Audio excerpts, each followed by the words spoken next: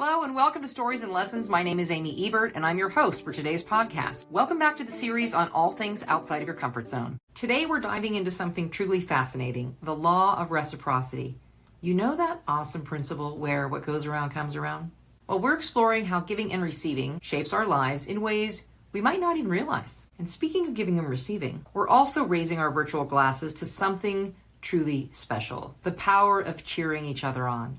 From small victories to big dreams, we're diving into how showing support can create a ripple effect of positivity and reciprocity. So let's get ready for some eye-opening insights. Okay, first things first, let's break down what reciprocity is all about. It's this super cool concept where when you do something nice for someone, they're naturally inclined to do something nice for you in return. It's like spreading good vibes and watching them bounce right back to you, making the world a better place, if you will. Now that we've taken a moment to understand the law of reciprocity, let's talk about how reciprocity plays out in our relationships. Ever notice how when you go out of your way to help a friend, usually they're more likely to lend you a hand when you need it? You're top of mind for them, so they will think in ways that can help you. That's reciprocity in action, strengthening those bonds and making life sweeter. Unless, of course, they're the taker kind, but more on that topic another day. Reciprocity isn't just about friendships. Reciprocity is a big deal in business relationships, too.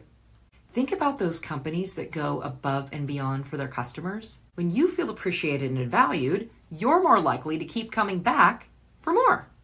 It's a win-win for everyone. And speaking of wins, let's talk about networking and teamwork. Ever scored an awesome opportunity because you helped someone out in the past? That's the magic of reciprocity at work, opening doors and creating new possibilities. So next time you're at a networking event, don't hold back. Be generous with your time and expertise, and you'll find the right people who also understand this law. Now that we've gotten the friendship, business, teamwork, and networking relationships down, let's get personal. Reciprocity isn't just about what you can do for others, it's also about how it can help you grow as a person.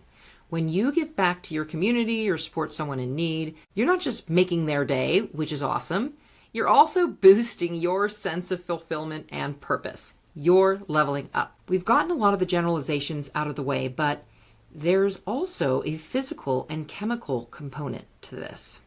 Let's kick this part off by talking about what it means to cheer someone on. I myself was a cheerleader in high school, so I know a thing or two about it.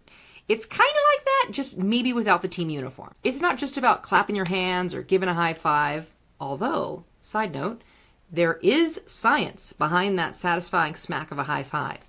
Research suggests that actual high fives activate our brain's reward center, releasing feel-good hormones like oxytocin and dopamine. So not only does a high five feel good at the moment, but it also strengthens social bonds and leaves both parties feeling uplifted. It's like a quick burst of positivity in the palm of your hand. Cheering others on is about genuinely celebrating someone else's success or efforts. And you know what's really cool? When you cheer someone on, they're often inspired to do the same for you. It's like a cheer squad of positivity. Think about the bright light in any team or group situation. When they aren't there, you notice. Let's talk about the impact of supportive cheers and why cheering each other on matters. Whether it's a friend reaching a personal milestone or a colleague nailing a presentation, showing support can make all the difference. It boosts confidence, strengthens relationships, and creates a culture of encouragement. Plus, it feels awesome to be a part of someone else's cheering section. But how do you cheer someone in a meaningful way? It can be as simple as sending a congratulatory message, giving a shout out on social media, or just offering a listening ear. The key is to be genuine and sincere. People can tell when you're faking it. So let your cheerleader spirit shine. Now here's where things get interesting. When you cheer someone on, you're not just making their day, you're also setting the stage for them to cheer you on in return. Reciprocity in cheers. It's like building a supportive community, band, or tribe where everyone lifts each other up. And let's be real, we could all use a little more of that in our lives. Now guess what?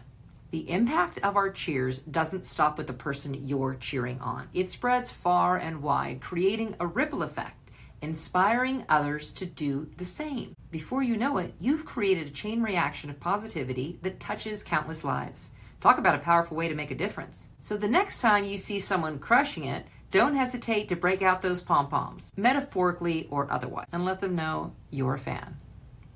Thanks for tuning in, and until next time, keep spreading those cheers. Having said that, thank you for listening to today's podcast. If you got value from what we've provided, why not spread the love by sharing this episode with someone, give us a thumbs up, and subscribe to the show so you never miss an episode. For more stories and lessons, check out some of my other episodes in the series. Thank you for showing up, and be well.